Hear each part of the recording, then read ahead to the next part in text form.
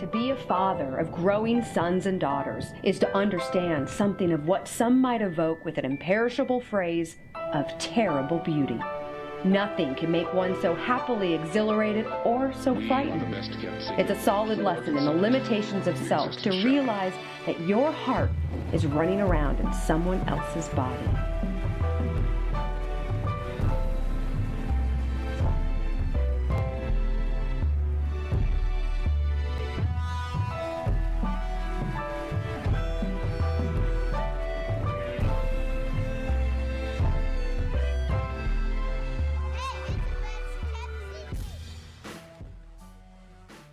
Well, we're here in Houston, Texas for the annual NBA All-Star Game, and we're located in a place called the Kingdom Builders Center, known as the KBC in Houston, Texas, where we're having what's called the two nights of inspiration.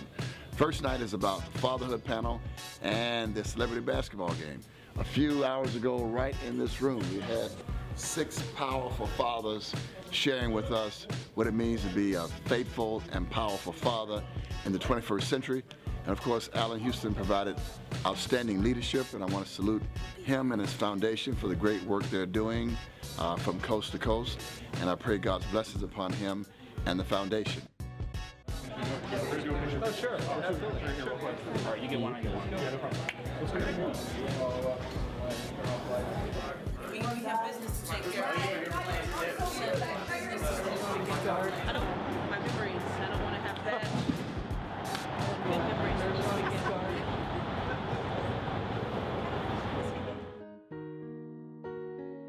Tonight's event is all about fatherhood, and it's a great honor for me to sit down with some men who are well known for what they've done for fathers and as fathers, and what they've done with their own fathers, or in some case what they've done without a father. So tonight's panel will really, I think, illuminate some of the big challenges as we have populations that go on without a father in their lives, and how do you change the world for young men especially who are growing up without a father, but also what can the rest of us do to help and support and surround those young men, and what can people who want to be better fathers to their own children do to be a better father. So tonight's panel, I think I'm really excited about. You know, it's incredibly important. It's hard to make it in life to begin with, but without somebody, speaking into your life, a father has a special role, and everybody needs that blessing of the father. Unfortunately, not everybody gets it. The thing we try to do today is we try to share our experiences with the youth,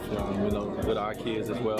But they can hear it. They can hear it from people who is looked at as positive role models in the community. So we talk about in our family the 3 R's, right? What's the one? Listen and obey. R. What's R what? Respect. Respect. How's everybody doing in Houston tonight? When I think about my father, I think about love. I think a lot of men grow up not really understanding how to love the wife, how to love the children. And it's more than just having a temporary good time. This is about a legacy for us. What do we want to leave? What do we want our children to be? What kind of decisions do we want them to be able to make? And how can we equip them to be the best they can be? And that's about us just trying to be an example, but it's not in a weekend's time, just over every day. How can we train them and talk to them and have those conversations so when they're able to be in our situation, they can be the best they can be. And that's really what this is all about. We want everyone to understand how powerful our roles really are in their lives. Success comes what? Sacrifice. What does that word mean, sacrifice? What's that mean? Hey, what's going on? It's Eugene Schneeberg from the Department of Justice Faith-Based Office. I'm so excited to be down here in Houston.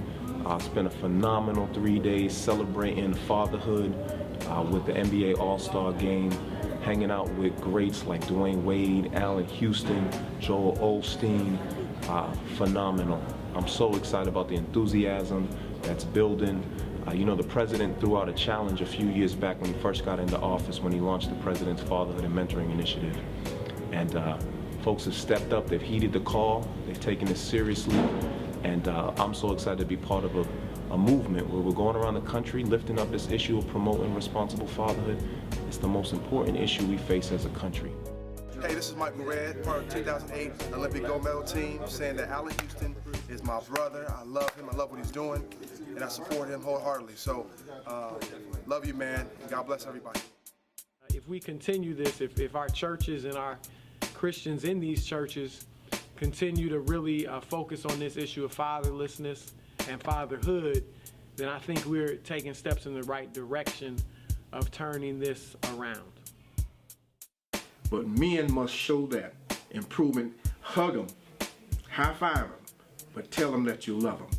And another thing, don't mistreat their mother. I like to end that. With God as is in control, don't mistreat their mother. Have a blessing. Thank you.